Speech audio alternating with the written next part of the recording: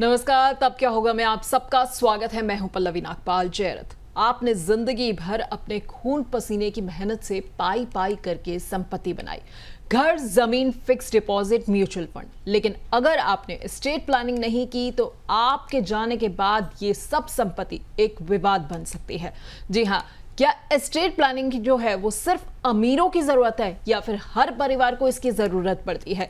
यही जानेंगे हम आज के शो में तब क्या होगा में। जी हाँ, एस्टेट प्लानिंग के बारे में विस्तार से बताने के लिए हमारे साथ एक खास मेहमान भी जुड़ रहे हैं।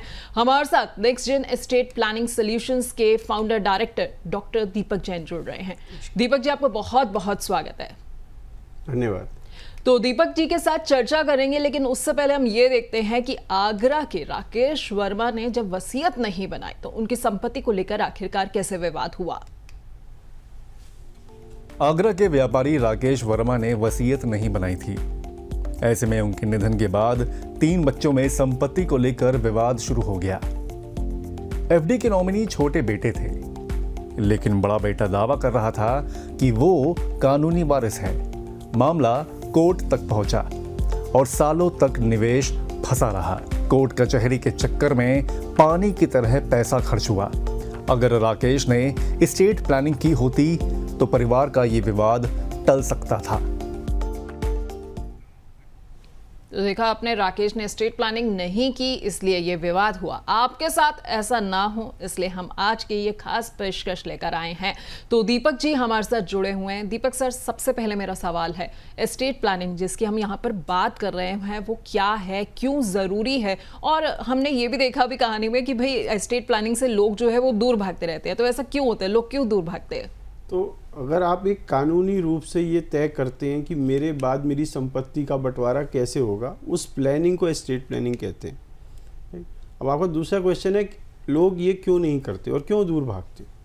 इसके 5 मुख्य कारण हैं। मैं आपको एक एक करके 5 कारण बताता हूँ। सबसे पहला कारण है, लोग कहते हैं कि मैं शादीशुदा हूँ तो मेरी मृत्यु के बाद सब कुछ मेरे स्पाउस या वाइफ या हस्बैंड का होगा, तो मुझे एस्टेट प्लानिंग करने की ज़रूरत क्या है। ये बिल्कुल गलत बात है, क्योंकि किसी भी रिलीजन में इंडिया में आपकी पत्नी या पति आपके इकलौते वारिस नहीं है। आपके पति और पत्नी के अलावा आपके बच्चे, आपकी मदर, कुछ रिलीजन्स में फादर भी आपके लीगल हेयर्स हैं, वारिस हैं, और संपत्ति उनमें बढ़ जाएगी। तो ये कहना कि सब कुछ मेरी वाइफ या हस्बैंड को मिलेगा बिल्कुल गलत है। फिर लोग मुझसे कहते हैं मैंने नॉमिनेशन और जॉइंट अकाउंट बना रखे हैं, मुझे एस्टेट प्लानिंग की क्या ज़रूरत, क्योंकि सब कुछ नॉमिनी या जॉइंट होल्डर को मिल जाएगा, तो मुझे एस्टेट प्लानिंग की ज़रूरत क्या है। ये बात भी बिल्कुल गलत है, क्योंकि नॉमिनी जो है वो केयर टेकर ऑफ मनी होता है, वो ओनर ऑफ मनी नहीं होता। फॉर एग्जाम्पल, सपोज मैंने एक 10 लाख रुपए की फिक्स डिपॉजिट बनाई और उसमें मैंने अपनी वाइफ को नॉमिनी बनाया। मेरी डेथ के बाद बैंक ये पैसा 10 लाख रुपए मेरी वाइफ को देगा, किस लिए? ओन करने के लिए नहीं, बांटने के लिए जी। और उनको वो मेरे लीगल हेयर्स या वारिसों में बांटना पड़ेगा। और मेरे लीगल हेयर्स कौन होंगे? अगर मैं एक हिंदू मेल हूँ, मेरी मदर, मेरी वाइफ और सपोज मेरे 2 बच्चे हैं, दोनों बच्चे, तो इसके 4 हिस्से हो जाएंगे। 2.5 लाख रुपए हर एक को मिलेगा। और पर लोग क्या सोचेंगे सब कुछ मेरी वाइफ को मिलेगा, तो ये गलती है। दूसरा है जॉइंट अकाउंट्स।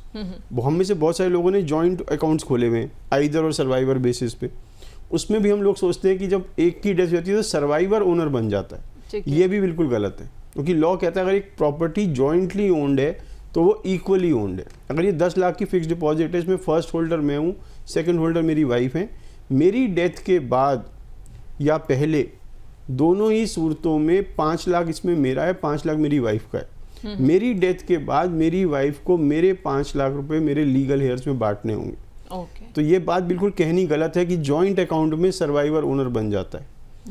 फिर कुछ लोग मुझसे कहते हैं कि ये अपशकुन है, अगर मैं एक विल बना दूंगा तो अपशकुन हो जाएगा। ये डेथ के बारे में बात है, तो ये तो बिल्कुल ही गलत बात है, इसके बारे में तो मैं कुछ कहूँगा नहीं। आखिर में कुछ लोग मेरे पे आते हैं कि हमारे बच्चे ऐसे हैं जो हमारी संपत्ति के लिए कभी भी लड़ेंगे नहीं।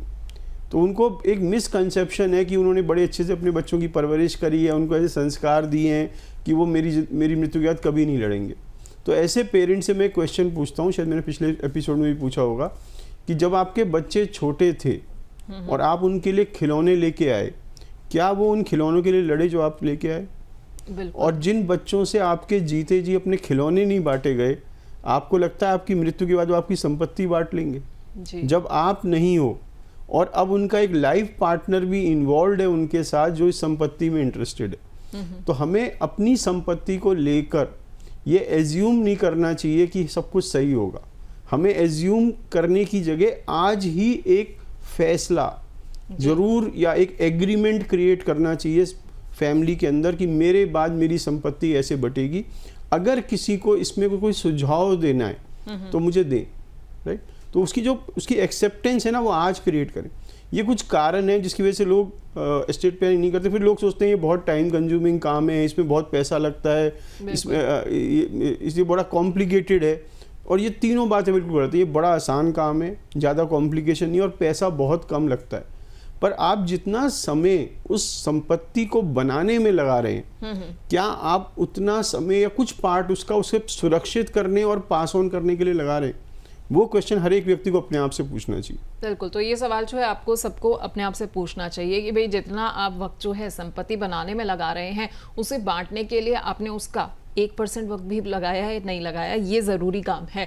दीपक जी, लेकिन लोग अक्सर ना ये कहते हैं कि भाई संपत्ति मेरे पास तो बहुत ज़्यादा है तो मैं विल बनाऊंगा। लेकिन अक्सर मैंने देखा है मिडिल क्लास हो गया, लोअर मिडिल क्लास हो गया, उनकी धारणा होती है भाई मेरे पास तो है ही क्या, ज़रा एक घर ही तो है और ये 2 बैंक अकाउंट है, 2-4 मैंने FD की हुई है, तो इसको अब मुझे क्या बांटना है, बच्चे आपस में बांट लेंगे। इसका बड़ा सिंपल सा आंसर है। सपोज मेरी नेटवर्थ जो टोटल संपत्ति है वो 50 लाख रुपए की है, आपकी 50 करोड़ की है। क्वेश्चन ये है ना कि आपको इसकी ज़्यादा जरूरत है, मेरे को कम है। मैं आपसे पूछता हूँ, क्या आपके बच्चों के लिए आपके 50 लाख उतने ही जरूरी हैं जितने आपके बच्चों के लिए आपके 50 करोड़? कोई फर्क है इसमें? मुझे लगता है कि अगर जिसके पास 50 करोड़ है, अगर उसके बच्चे को 50 लाख कम भी मिल गए तो शायद फर्क नहीं पड़ेगा। नहीं पड़ेगा। और जिसके पास 50 लाख है उसके बच्चों के अगर 5 लाख भी कम हो गए तो बहुत मुश्किल है। तो कहीं ना कहीं ये कहना बिल्कुल गलत है कि ये बड़े लोगों का काम है। ये हर व्यक्ति की जरूरत है। अगर आप अपने परिवार से प्यार करते हैं, आप उन्हें सुरक्षित करना चाहते हैं, irrespective of the wealth you have, आपको एस्टेट प्लानिंग करनी ही पड़ेगी। नहीं तो आप अपने पीछे विवाद छोड़ जाओगे, उनको मुश्किलें छोड़ जाओगे, मुसीबतें छोड़ जाओगे, ट्रबल छोड़ जाओगे। जी, तो अगर आप अपने परिवार से प्यार करते हैं, जैसा दीपक जी ने कहा, तो आपके लिए एस्टेट प्लानिंग करना सबसे ज़्यादा ज़रूरी हो जाता है। लेकिन दीपक जी, जब एस्टेट प्लानिंग लोग करते हैं तो उसमें ऐसी कौन कौन सी गलतियां जो हैं वो अक्सर कर जाते हैं जो उनको नहीं करनी चाहिए? थोड़ा सा आप बता देंगे तो हमारे दर्शक जो है वो गलतियाँ नहीं करेंगे। सबसे पहले जब आप एस्टेट प्लानिंग करते हैं तो ये मत मानिए कि खाली विल बनाने से एस्टेट प्लानिंग हो जाती है। विल के अलावा और भी कुछ ज़रूरी दस्तावेज हैं जो आपको बनाने चाहिए। पहला है विल, जो मैंने बताया। दूसरा है लेटर ऑफ गार्डियनशिप। अगर आपके बच्चे माइनर हैं, नाबालिग हैं, तो उनकी सुरक्षा के लिए दस्तावेज बनता है। फिर है springing durable financial power of attorney, जो उस स्थिति के लिए बनता है जब मैं इनकैपेसिटेट हो जाता हूँ, मैं अपंग हो जाता हूँ, मैं अपाहिज हो जाता हूँ और मैं फाइनेंशियल डिसीजन लेने लायक नहीं रहता, मैं आर्थिक निर्णय लेने लायक नहीं रहता, कोमा में चला गया, पैरालिटिक हो गया, मेंटली अनसाउंड हो गया। उसके लिए बनता है डॉक्यूमेंट जो कहते हैं springing durable financial power of attorney. और जो अगला डॉक्यूमेंट है वो है लिविंग विल। अगर आपकी एंड ऑफ लाइफ सिचुएशन पे आप आ गए, तो आपकी बिल्कुल आप मृत्युशैया पे हैं और डॉक्टर्स आपको आर्टिफिशियली अलाइव रखते हैं, तो उसमें बहुत सारे रिस्क हैं। पहला, आपको बहुत ज़्यादा पेन में हैं, आपके पैसे धीरे धीरे नर्सिंग होम या हॉस्पिटल में खर्च हो जाएंगे और उससे आपको कोई फ़ायदा नहीं मिलने वाला क्योंकि आप ऑलरेडी डेड हैं, ब्रेन डेड हैं। तो ऐसी स्थिति के लिए हम एक डॉक्यूमेंट बनाते हैं, कहते हैं लिविंग विल और advanced health care power of attorney. तो ये 4 या 5 दस्तावेज हैं जो हर एक के पास होने चाहिए। एक विल, एक लेटर ऑफ गार्डियनशिप, एक springing durable financial power of attorney और एक लिविंग विल। इसके अलावा एक एसेट इन्फॉर्मेशन शीट भी आप ज़रूर बनाएं जिसमें आप लिखें कि मेरे पास क्या क्या है, कहाँ वो कागज़ रखे हैं, और जो इन्फॉर्मेशन की डेथ होगी, सूचना की डेथ होगी आपके साथ, वो सूचना पास कर दें अगली पीढ़ी तक। तो पहली चीज़ तो यह है कि एस्टेट प्लानिंग खाली विल नहीं होती। दूसरी चीज़ क्या है जो बहुत बड़ी गलती लोग करते हैं, जब उन पे फिजिकल एसेट्स होते हैं, रियल एसेट्स होते हैं, संपत्ति होती है, ज्वेलरी होती है, और वो अपनी विल में परसेंटेज लिख जाते हैं, रेशियो लिख जाते हैं, है ना। मेरे पे लैंड है, मैंने कहा आधा बड़े लड़के को, आधा छोटे लड़के को। मेरे पे ज्वेलरी है, मैं कहूँ 1/3 लड़के को, 1/3 बेटी को और 1/3 छोटे बेटे को। अब प्रॉब्लम क्या है, आपने ये नहीं बताया कौन सा 1/3, कौन सा हाफ, और उसके वजह से विवाद हो जाता है। तो आप पे फिजिकल एसेट्स हैं तो आप उसको स्पेसिफिकली डिवाइड करें, लैंड का ये हिस्सा इसका, ये हिस्सा इसका, ये वाला ज्वेलरी का पीस इसका, ये वाला ज्वेलरी का पीस इसका। तो हमें स्पेसिफिक डिवीजन कभी भी छोड़ना नहीं चाहिए रियल एस्टेट में। हाँ, फाइनेंशियल एसेट में आप परसेंटेजेस दे दीजिए, उसमें कोई फ़र्क नहीं पड़ता। तीसरी गलती जो कि बहुत ज़्यादा लोग करते हैं कि वो अपनी विल में एग्जीक्यूटर नहीं बनाते। विल में एग्जीक्यूटर क्या है? आपका आफ्टर डेथ एजेंट, जिसके पास ये लीगल पावर है कि वो आपकी विल को इम्प्लीमेंट करे, राइट। बिना एग्जीक्यूटर के विल इम्प्लीमेंट हो ही नहीं सकती। और अगर आपने एग्जीक्यूटर नहीं बनाया तो आपकी विल को इम्प्लीमेंट करने के लिए कोर्ट में जाना पड़ेगा और कोर्ट एग्जीक्यूटर अपॉइंट करेगा। और जो एक कारण है विल बनाने का, ये है कि मेरे बच्चों को कोर्ट ना जाना पड़े। तो एग्जीक्यूटर ना बनाकर आप वो कारण ही खुद ही क्रिएट कर देते हैं। बिल्कुल। आखिरी रीज़न जो लोग सोचते हैं कि estate planning one time affair है, मैंने विल बनाई अब सब कुछ हो गया। नहीं, आपका परिवार कंटिन्यूसली चेंज हो रहा है। आप सोचिए, बचपन से लेके आज तक आपकी परिवार की डेफिनेशन और उसके कॉन्स्टिट्यूएंट चेंज हुए। बिल्कुल। आपकी संपत्ति कंटिन्यूसली चेंज हो रही है। और ये जो कानून है ना, ये भी बदलता रहता है। तो जो एस्टेट प्लानिंग है, ये वन टाइम एक्टिविटी नहीं है। ये बार बार आपको इसको चेक करना पड़ेगा, क्या ये आज के परिप्रेक्ष्य में जो मैं चाहता हूँ वही करेगी, या इसमें कोई चेंज आ गया है। तो उसको अपडेट करो, चेंज करो। और पर ये कहना कि क्योंकि मुझे इसे चेंज करना है इसलिए मैं बनाऊंगा ही नहीं, ये तो बिल्कुल ही गलत बात है ना। तो हम एक एक्सरसाइज करते हैं जिसमें हम कहते हैं कि जब हमसे लोग पूछते हैं मुझे अपनी विल कब बनानी चाहिए या मुझे एस्टेट प्लानिंग कब करनी चाहिए, तो मैं वो एक्सरसाइज आपके साथ भी करूँगा, आप सब लोगों के साथ। तो आप एक पेज पे अपनी डेट ऑफ बर्थ लिखिए जी, DDMMYYYY फॉर्मेट में, पहले डेट, फिर मंथ, फिर ईयर। ठीक है। राइट। हम जानना चाहते हैं आपको अपनी विल या एस्टेट प्लानिंग किस उम्र तक कर देनी चाहिए। अब इसके नीचे अपनी डेट ऑफ डेथ लिखिए। डेट ऑफ डेथ तो कब करनी चाहिए एस्टेट प्लानिंग? अभी क्योंकि हम में से किसी को नहीं पता अपनी डेट ऑफ डेथ, राइट। तो अगर आप ये सोचते हैं मैं अभी टू यंग हूँ, मेरे पे अभी क्या है, ये सब गलत धारणाएं हैं, राइट। इसको आज ही करें और कॉन्स्टेंटली अपडेट करते रहें। बिल्कुल। तो इसको कॉन्स्टेंटली आपको अपडेट करते ही रहना है। ऐसा नहीं है कि आपने आज बना ली, फर्ज कर लेते हैं किसी व्यक्ति की उम्र 40-50 साल है, आपने आज तो अपनी विल बना ली, लेकिन अगले 20 साल में आपकी असेट्स जो है अपडेट होंगी, लायबिलिटीज भी हो सकता है अपडेट होती जाए। तो आपको जो है टाइम टू टाइम अपनी विल जो है वो अपडेट करनी है। मैं बिल्कुल ठीक, मैंने कहा इसका मतलब खैर। लेकिन दीपक जी, एक चीज़ और होती है कि हमने बात तो कर ली कि भाई हमें एस्टेट प्लानिंग करनी चाहिए, लेकिन हमारे में ना भारतीयों में एक बहुत बड़ी धारणा है, हम अपनी ना चीज़ें किसी को बताते नहीं, और ख़ास तौर पे हम अपने बच्चों को नहीं बताते कि भाई मेरे पास इतना पैसा पड़ा हुआ है, मेरे पास इतनी असेट पड़ी हुई है, या मैंने इतना कुछ जो है रखा हुआ है। क्यों? क्योंकि शायद मन में कहीं ना कहीं एक डर होता है कि अच्छा हो सकता है बच्चा कल को मेहनत करना बंद कर दे, वो सोचे कि मैं माता पिता के पैसों पर ही पूरी ज़िंदगी जो है काट लूँगा। तो ऐसे में जो है ये एस्टेट प्लानिंग कैसे अंजाम दी जाएगी? क्योंकि हम तो किसी को बता ही नहीं रहे हैं ना कि हमारे पास है क्या, हमने कितनी पॉलिसीज़ जो है आगे के लिए ली हुई हैं। नहीं, तो जो विल है वो एक प्राइवेट डॉक्यूमेंट है, सीक्रेट डॉक्यूमेंट है। ठीक है। अगर आप अपनी विल रजिस्टर करा देते हैं तो जो सब रजिस्ट्रार है वो इसकी कॉपी जब तक आप जीवित हैं किसी को नहीं देगा, उसे अलाउड ही नहीं है देना। Okay. आपकी डेथ के बाद जब डेथ सर्टिफिकेट उसके हाथ में आएगा तो वो बेनिफिशियरी या एग्जीक्यूटर को इसकी कॉपी देगा। तो it's a secret document, right. But secrecy is partial.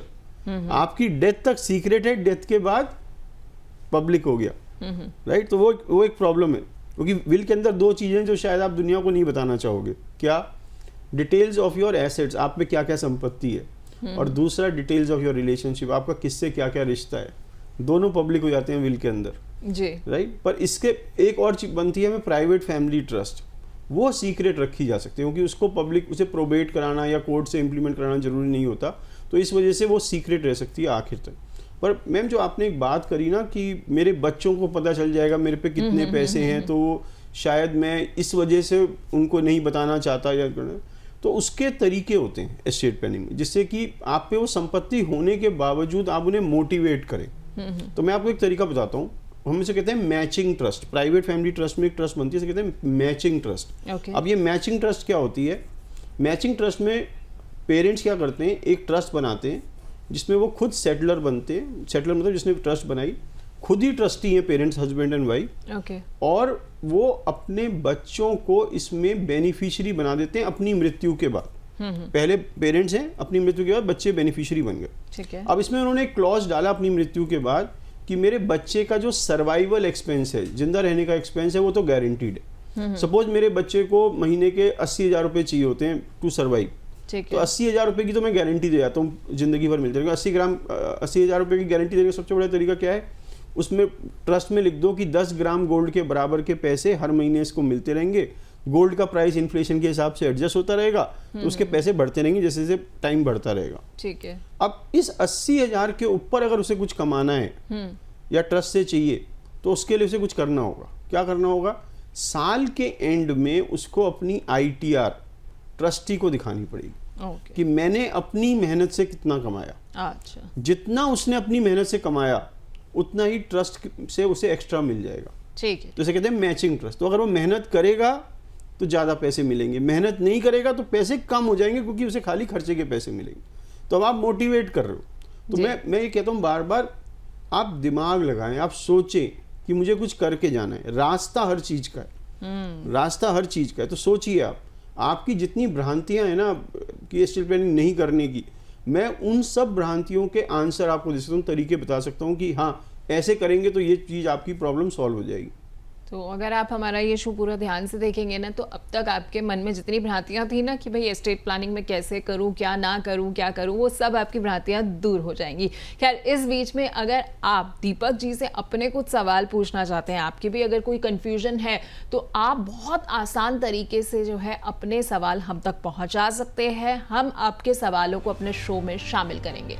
तो आप देख रहे हैं स्क्रीन पर इस वक्त हमने एक व्हाट्सएप नंबर दिया हुआ है। आपको बहुत सिंपल काम करना है, 9354027995 पर आपको हमें व्हाट्सएप करना है। मैसेज के स्टार्टिंग में सबसे पहले लिखिए स्टेट, और उसके बाद अपना सवाल जो है आप लिखकर हमें भेजिए। इसके अलावा आप ऐसा भी कर सकते हैं कि YouTube पर जब आप हमारा शो देख रहे हैं, तो उस वक्त कमेंट सेक्शन में जाकर आप अपने सवाल जो हैं हमें भेज सकते हैं। हम आपके बहुत सारे सवालों को हमारे अगले शो में शामिल करेंगे और वादा करते हैं कि दीपक जी आपके सवालों के जवाब भी देंगे। लेकिन दीपक जी, अगर किसी ने विल ही नहीं बनाई हुई है, उसने अपनी वसीयत ही नहीं बनाई है, तो फिर ऐसे में क्या होगा? तो ऐसे में संपत्ति अभी भी बटेगी, पर अब ये कानून के हिसाब से बटेगी, क्योंकि आपने तो अपनी इच्छा बताई नहीं विल से। और इंडिया में ये कानून डिपेंड करता है आप कौन सा रिलीजन फॉलो करते हैं। ओके। अगर आप हिंदू हैं तो ये हिंदू सक्सेशन एक्ट 1956 के हिसाब से बटेगी। अगर आप मुस्लिम हैं तो मुस्लिम सक्सेशन एक्ट 1937 के हिसाब से बटेगी। अगर आप क्रिश्चियन हैं तो ये इंडियन सक्सेशन एक्ट 1925 के हिसाब से बटेगी। और बाई चांस अगर आप गोवा में रहते हैं तो ये किसी इंडियन एक्ट के हिसाब से बटेगी ही नहीं। अच्छा। ये पोर्चुगीज फैमिली एक्ट के हिसाब से बटेगी, जिसको हमने गोवन सिविल कोड में कन्वर्ट कर दिया। तो लॉ इस बात पे डिपेंड करता है कि आपका रिलीजन क्या है और आप रहते कहाँ हैं। अब आपने मुझसे पूछा कि कैसे बटेगी। अब मैं एक हिंदू मेल का एग्जांपल लेता हूँ। हिंदू पुरुष की संपत्ति कैसे बटेगी अगर उसकी डेथ हो जाए बिना विल बनाए। तो एक हिंदू मेल के लीगल हेयर्स कौन है, वारिसान कौन है। तो अगर आप एक हिंदू मेल हैं और मेरा ये प्रोग्राम देख रहे हैं, तो सबसे ऊपर अपनी मदर का नाम लिखें। Okay. If she is alive, अगर आप लकी इनफ हैं कि आपकी मदर अभी भी अलाइव हैं, तो सबसे ऊपर उनका नाम लिखिए। उसके नीचे अपनी वाइफ का नाम लिखिए इफ शी इज अलाइव। उसके नीचे अपने सारे बच्चों का नाम लिखिए जो आज की डेट में अलाइव हैं। फर्क नहीं पड़ता लड़का है या लड़की है, मेजर है या माइनर है, एडॉप्टेड है या बायोलॉजिकल है, आपके साथ रहते हैं, दूर रहते हैं, इंडिया में रहते हैं, विदेश में रहते हैं, कोई फर्क नहीं पड़ता। बच्चा है, जीवित है, तो नाम लिखिए। और उसके नीचे अगर आपके किसी बच्चे की डेथ हो गई है, पर जिस बच्चे की डेथ हुई उसके बच्चे या स्पाउस में से कोई भी अलाइव है, तो उस बच्चे का नाम जरूर लिखिए जिसकी डेथ हो गई है। ओके। अब काउंट करें कितने लोगों के नाम लिखे हैं आपने। इन सब लोगों में आपकी संपत्ति बराबर बांट दी जाएगी। यही हिंदू सक्सेशन एक्ट 1956 है फॉर अ हिंदू मेल। क्या आपको ये संपत्ति का डिवीजन एक्सेप्टेबल है, या आप चाहते हैं पहले ये मेरी पत्नी पे जाए उसके बाद बच्चों पे जाए? जी। क्या ज्यादातर लोग क्या कहेंगे, ज्यादा लोग पहले वाइफ को जाए फिर बच्चों को जाए। अगर वो करना है तो विल बनाना कंपलसरी, नहीं तो ये डिफॉल्ट है। ठीक है, तो ये- डिफॉल्ट अगर सिचुएशन से आप बचना चाहते हैं तो will तो बनाएंगे। will आपको will या बनानी trust ही बनाएंगे। पड़ेगी, या ट्रस्ट भी बना सकते हैं। खैर, इस बीच में हमारे पास कई दर्शकों के सवाल भी आ रहे हैं, कुछ सवालों को भी हम शामिल कर लेते हैं। सबसे पहला सवाल जो है वो मनीष का आया है। इन्होंने यूट्यूब के जरिए ही अपना सवाल भेजा है। इन्होंने कहा है कि मुझे मेरे नाना जी ने गोद लिया हुआ है, गोदनामा जो है वो रजिस्टर्ड है, पर वसीयत का कोई जिक्र नहीं है। अब उनका निधन हो चुका है, तो क्या उनकी संपत्ति जो है वो मेरे नाम हो सकती है? तो आप उनके एक बेटे के रूप में माने जाएंगे। उनके लीगल हेयर्स कौन है? उनके लीगल हेयर्स हैं, अगर उनकी मदर अलाइव हैं तो वो, उनकी पत्नी अलाइव हैं तो वो, और उनके जो बच्चे आज की डेट में अलाइव हैं उनमें से एक आप हो। तो अब मुझे पता नहीं आपकी फैमिली का क्या कॉन्स्टिट्यूएंट है। अगर उनकी पत्नी और मदर नहीं है और आप इकलौते उनके बच्चे अलाइव हो तो सब कुछ आप ही का है। पर ये आपको जाकर अपने आप को सब रजिस्ट्रार ऑफिस में जाके वारिसनामा निकलवाना पड़ेगा, अपना लीगल हेयर सर्टिफिकेट निकालना पड़ेगा और उसके बेस पे प्रॉपर्टी म्यूटेट करानी पड़ेगी। ठीक है, तो मनीष जी आपको बस ये देखना पड़ेगा कि आखिरकार जैसा कि दीपक सर ने बताया कितने लोग जो है अलाइव है, उस हिसाब से जो है संपत्ति जो होगी वो बराबर बटेगी। अगर आप अकेले ही हैं तो सारी संपत्ति आपकी पर हो आपका जाएगी। पूरा अधिकार है एज अ लीगल हेयर। ठीक है, तो दूसरा सवाल भी हमारे पास YouTube के जरिए ही आया है। मनोज झा का ये जानना चाह रहे हैं कि क्या साझे की पैतृक जमीन और संपत्ति के लिए ट्रस्ट बनाया जा सकता है, इसका सही तरीका क्या है? ओके, देखिए, एक तो होती है जॉइंट प्रॉपर्टी और एक होती है एंसेस्ट्रल प्रॉपर्टी, दोनों अलग अलग हैं, राइट। तो अब मैं मान रहा हूँ, ये मुझसे पूछ रहे हैं कि मेरी एक एंसेस्ट्रल प्रॉपर्टी है जो जॉइंटली ओन्ड है, क्या मैं उसकी प्राइवेट फैमिली ट्रस्ट बना सकता हूँ? बिल्कुल बना सकते हैं, राइट। पर हर व्यक्ति जिसका उसमें हिस्सा है उसको ये प्रॉपर्टी ट्रांसफर करनी पड़ेगी ट्रस्ट में, राइट। तो और इसमें हिस्सा मतलब उस बच्चे का भी है जो माइनर है आज की डेट में, क्योंकि एंसेस्ट्रल प्रॉपर्टी में चाइल्ड इन वूम भी लीगल हेयर बन जाता है। तो आपको बड़े ध्यान से इस ट्रस्ट को पहले बनाना होगा, फिर प्रॉपर्टी ट्रांसफ़र करना थोड़ा सा कठिन होगा, पर ज़्यादातर केसेस में हम कर पाते हैं। पर हाँ, ट्रस्ट बन सकती है और प्रॉपर्टी भी ट्रांसफ़र हो सकती है। ठीक है, तो ट्रस्ट बन सकती है, प्रॉपर्टी ट्रांसफर हो सकती है। लेकिन इसी बीच में ना मैं ट्रस्ट से जुड़ा हुआ एक सवाल आपसे पूछना चाहूंगी कि एस्टेट प्लानिंग में ना ट्रस्ट का अपना क्या महत्व होता है? आखिरकार जो है ये विल से कैसे डिफरेंट रहती है? तो जहाँ पर एस्टेट प्लानिंग असल में एक कला बन जाती है ना, वहाँ पे वो ट्रस्ट है। ओके, जहाँ पे ये आर्ट है वहाँ पे ट्रस्ट बन जाता है। जितनी भी विल की कमियां हैं वो सारी ट्रस्ट ओवरकम कर देती है। विल की सबसे बड़ी कमी क्या है कि विल चैलेंज हो सकती है। मैं कैसी भी विल बनाऊं दुनिया में, वो हर हाल में चैलेंज हो सकती है। चाहे मैंने उसे रजिस्टर कराया हो, स्टैम्प पेपर पे बनाया हो, जज के सामने लिखा हो, कुछ भी हो, वो चैलेंजेबल है ही बाय नेचर। ट्रस्ट जो है वो कभी भी चैलेंज नहीं हो सकती। ओके, क्योंकि क्यों नहीं हो सकती, उसका बड़ा सिंपल कारण है। अगर मैं पूछूं आपके विल का बेस्ट इम्प्लीमेंटर या एग्जीक्यूटर कौन है, आप खुद। ट्रस्ट में आप इस विल को इम्प्लीमेंट खुद ही कर देते हो जीते जी। तो आपके मृत्यु के बाद प्रॉपर्टी ट्रांसफर नहीं होती, ट्रांसफर पहले ही हो चुकी है। ओके, और जब आपके जीते जी ट्रांसफर होगी तो इसको कोई आदमी चैलेंज नहीं कर सकता। तो मतलब पहला रीजन मैं मान लूं कि ट्रस्ट अगर हमने बना दिया है तो उसके जरिए जो हम प्रॉपर्टी से रिलेटेड जितना भी कानूनी विवाद होता है उससे बच सकते हैं। 100% बच जाते हैं। दूसरा, बहुत सारे लोग कहते हैं मेरे बाद संपत्ति मेरी पत्नी को देना, उसके बाद मेरे बच्चों को देना। अगर आपने ये विल में लिखा है तो प्रॉब्लम क्या है, जब वो आपकी पत्नी के पास गई तो उसके बाद आपकी विल इस पे ऑपरेट नहीं करेगी, अब पत्नी की विल ऑपरेट करेगी। अगर आपको इंश्योर करना है पहले पत्नी पे जाए फिर बच्चों पे जाए तो ट्रस्ट ही तरीका है। क्योंकि ट्रस्ट में आप अपनी ग्रेव से, अपनी मृत्यु के बाद अपनी संपत्ति कंट्रोल कर सकते हैं, विल में नहीं कर सकते। विल में एक बार ट्रांसफर हो गया उसके बाद आपका कंट्रोल खत्म हो गया। ये दूसरी प्रॉब्लम है जो ट्रस्ट ओवरकम करती है। तीसरी प्रॉब्लम क्या है, हर एक प्रॉपर्टी के दो पार्ट होते हैं। एक होता है टाइटल ऑफ द प्रॉपर्टी, दूसरा होता है control of the property. Title मतलब किसके नाम है, कंट्रोल मतलब किसके कहने पे चल रही है। ठीक है, अगर मैं आपसे कहूँ आपको इन दोनों में से केवल एक मिलेगा, या तो टाइटल ले लो कंट्रोल छोड़ दो, या कंट्रोल ले लो टाइटल छोड़ दो, आप क्या चूज करेंगे दोनों में से? क्या एंजॉय कर दो? Control. Trust allow you to control property without having title. Okay, title किसका है? ट्रस्ट का। कंट्रोल किसका है? आपका एज ट्रस्टी।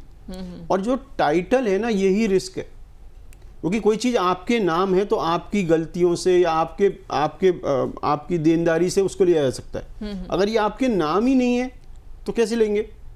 आप तो कहते हो कि मेरी है ही नहीं, ट्रस्ट की है। तो अगर आपके सेपरेटिंग स्पाउस का इशू है, कर्जदारों का इशू है, आप ऐसे ऐसे काम करते हैं इसमें लीगल लायबिलिटीज रहती हैं, जैसे कि आप सर्जन हैं, आप ऐसे ऐसे काम करते हैं जिसमें लीगल लायबिलिटीज बहुत हैं, तो ट्रस्ट इज वेरी गुड, क्योंकि ट्रस्ट में जो प्रॉपर्टी पड़ी होगी आपकी गलती की वजह से वो नहीं निकाली जा सकती। जी, राइट।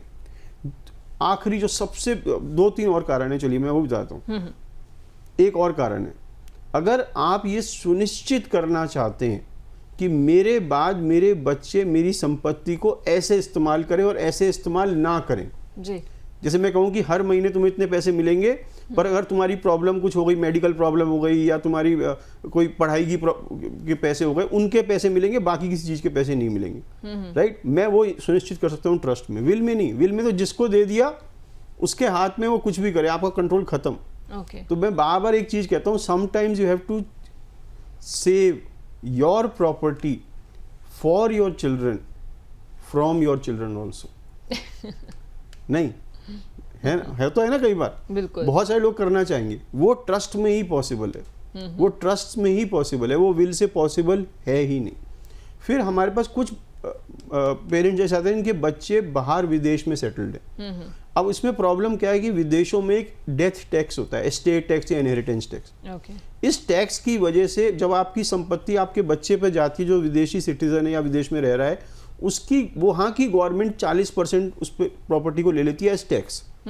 अगर ये प्रॉपर्टी सीधे बच्चे को ना देके बच्चे के नाम एक ट्रस्ट में दे दी जाए, तो ये एस्टेट टैक्स 40 का 40% बच जाता है। तो इन पेरेंट्स के लिए तो बहुत ही इंपॉर्टेंट है कि वो डायरेक्ट पैसे बच्चों के नाम करे ही ना, वो हमेशा ट्रस्ट बनाए और ट्रस्ट में उनको सक्सेसर बेनिफिशियरी बना दे। बहुत सारे रीजन है ट्रस्ट बनाने के, बहुत सारे रीजन है और बहुत सारे टाइप की ट्रस्ट हैं, कम से कम 50 के आसपास तो मैं जानता हूँ ट्रस्ट के टाइप्स।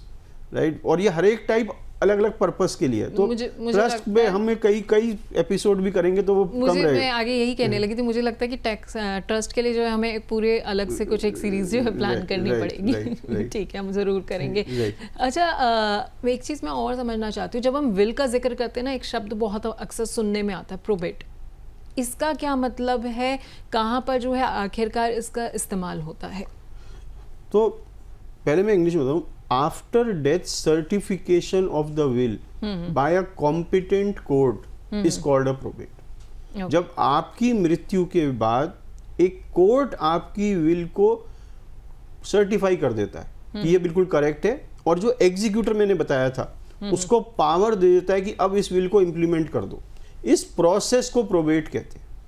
राइट। तो after death certification of a will buy a competent court is called a probate. India में प्रोबेट खाली 3 शहरों में कंपलसरी, और वो शहर है मुंबई, चेन्नई और कैलकाटा। अगर आप इन तीनों में से किसी शहर में रहते हैं या आपकी संपत्ति इन तीनों में से किसी भी शहर में है, तो आपकी विल को कंपलसरीली प्रोबेट कराना पड़ेगा। पर अगर आपकी संपत्ति और जगहों पे है या आप और जगह रहते हैं, तो प्रोबेट जो है ऑप्शनल है, कंपलसरी नहीं है, पर आप करा सकते हैं। पर ये हाईली रिकमेंडेड है। और क्यों है रिकमेंडेड? क्योंकि जो टाइटल आपके बच्चों को मिलेगा विल प्रोबेट कराने के बाद, वो ज्यादा स्ट्रांग होगा देन अ टाइटल जो मिलेगा बिना प्रोबेट के।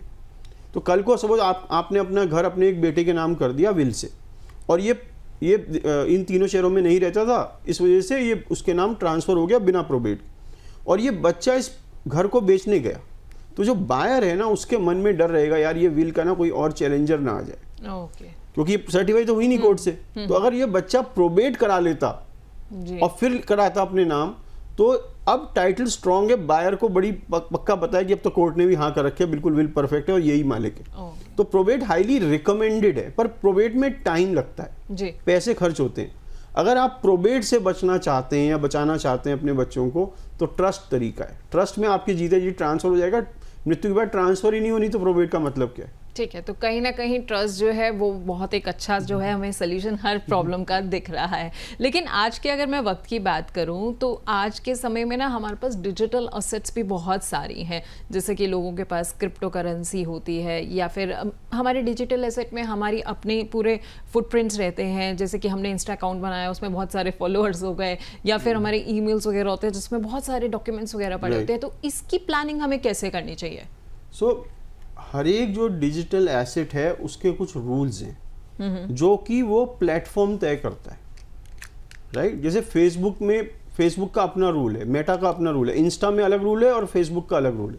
सबसे पहले आपको वो रूल समझना होगा कि मेरे प्लेटफॉर्म क्या अलाउ करता है आफ्टर डेथ। ओके। जैसे फेसबुक अलाउ करता है कि आपकी अगर डेथ की सूचना उसे मिल जाए तो वो इन रिमेम्बरेंस ऑफ कर देता है उस अकाउंट को कि भाई अब उसमें नई पोस्ट नहीं आ सकती, खाली आपकी रिमेम्बरिंग वाली पोस्ट आपका कोई व्यक्ति जिसको आप ऑथराइज करें वो डाल सकता है। या फिर उस पे लिख देते हैं कि account manage by family members, इस तरीके से। हाँ। तो आपको हर एक प्लेटफॉर्म के रूल्स पढ़ने होंगे, पहली चीज।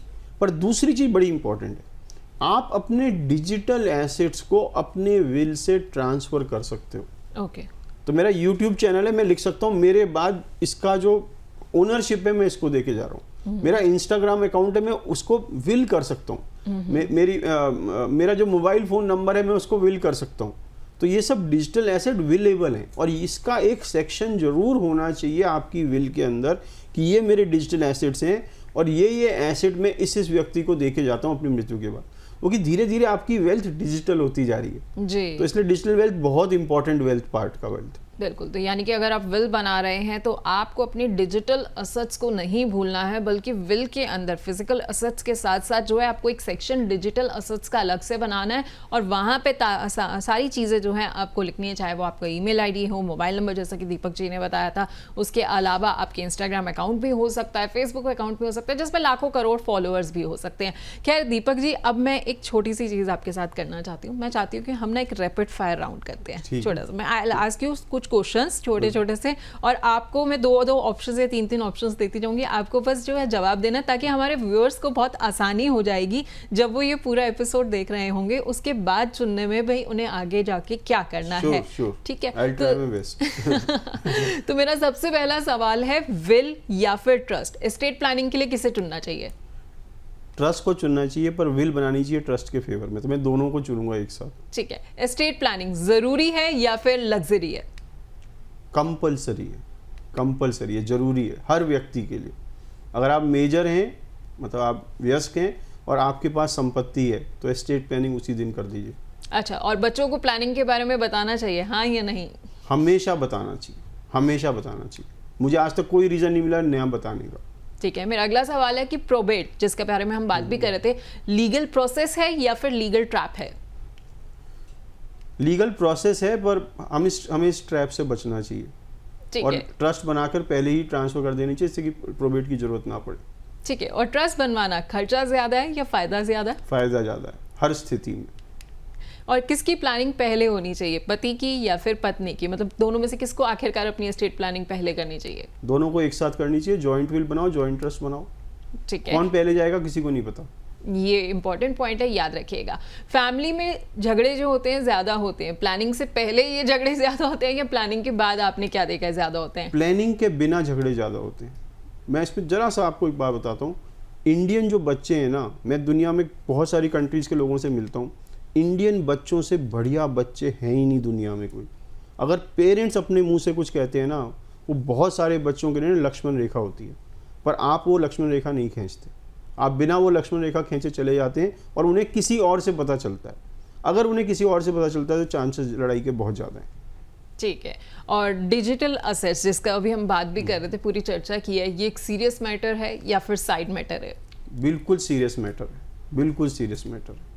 और अगर मैं आपको बोलूं कि एक लाइन में आप एस्टेट प्लानिंग का हमें मतलब बता दीजिए।